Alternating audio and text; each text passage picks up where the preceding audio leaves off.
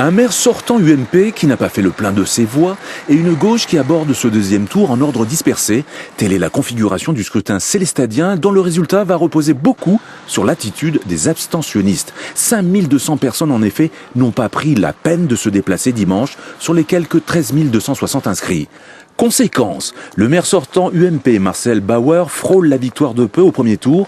Il lui manquait 180 voix et sa campagne est bien évidemment centrée sur la mobilisation de son électorat.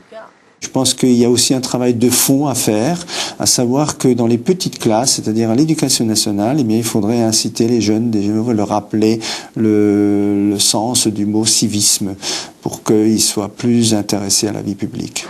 Outre le réservoir de voix des abstentionnistes, le maire sortant compte sur la division à gauche où l'absence de fusion a abouti au maintien de deux listes. Celle de Stéphane Klein d'abord, qui a rassemblé près de 28% des voix au premier tour et qui compte lui aussi sur une plus grande participation. J'appelle ces 5000 électeurs aujourd'hui à faire entendre leur voix. Ils n'ont pas su se mobiliser au premier tour, il faut qu'ils se déplacent au second tour, c'est eux qui ont la clé de ce deuxième tour.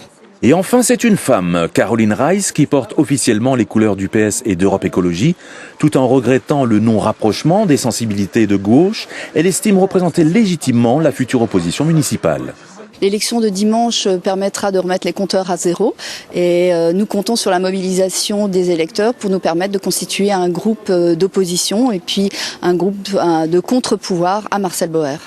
Abstention, ce mot est dans toutes les têtes à Célestat.